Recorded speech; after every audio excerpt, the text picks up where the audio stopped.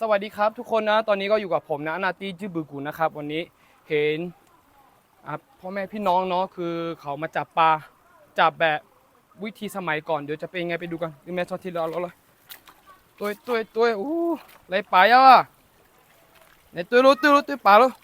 ผมเข้าตัววิมิลามาชีรางาสามาจอลาเดี๋ยวไปดูข้างหน้ากันนะเห็นใหญ่ๆเขาจับปลากันอู้มาจอเนี่ยจอเบเบโอ้จอนำน้ำนู้นเนี่ยโอ้นี่ทุกคนได้เยอะมากเลยตัวกำนะถ่ายวิดีโอไปอาหารโอ้อาจินฮอนเยอะดูทุกคนเยอะมากถอยหลังนิดนึงเดี๋ยวตัวกำนะโอ้ปลาเยอะมากทุกคนดูดิปลาธรรมชาตินะน้ำนอนเล่นน้ำอยู่นี่อันนี้ก็เล่นน้ำป้องกันนั่นเนี่ยสู้เล่นน้ำเนี่ยนี่ก็ได้เยอะมากทุกคนปลาธรรมชาติดูตัวใหญ่ๆมีเนาะโอ้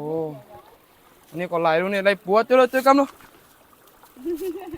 โอ้ปัวอ่อนแกรู้เนี่ยอ๋อมแจมเจออันนี้ก็กินไรเนาะพี่พาเดี๋ยวเราคือไม่ต้องสนใจหรอกก็ห้องงามหมดเลยอันนี้ก็กินไรอ่ะอ๋อกินไรวะอันนี้ก็กินได้ว่ะทุกคนเรียกตัวอะไรไม่รู้ใส่ตรงนี้เนาะโอ้เยอะอยู่เนี่ยมีเยอะมากจับยังไงขึ้นแม่เอาล้อเขาเดี๋ยวไปดูข้างล่างเด็กๆเขาจับปลาอยู่นะครับแล้วก็ต้นเดียว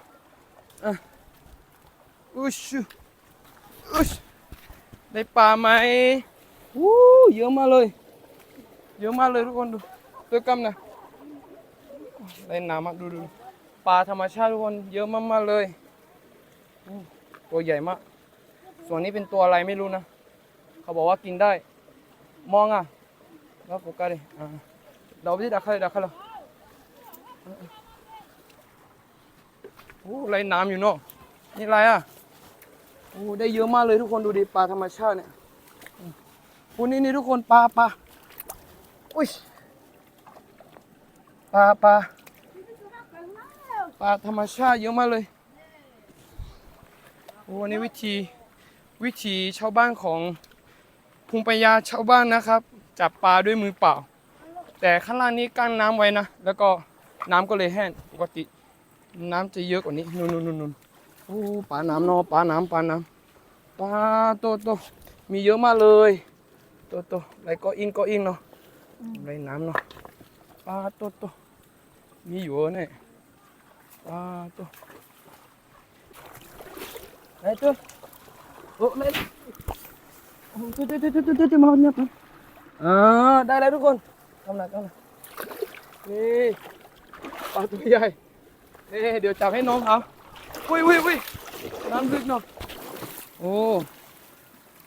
นี่ตัวใหญ่ปลาธรรมชาติโอ้นี่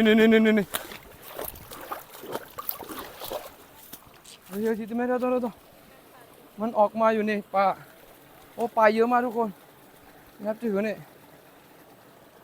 ไก่นี่หันปลาน้ำอยู่นี่ปลา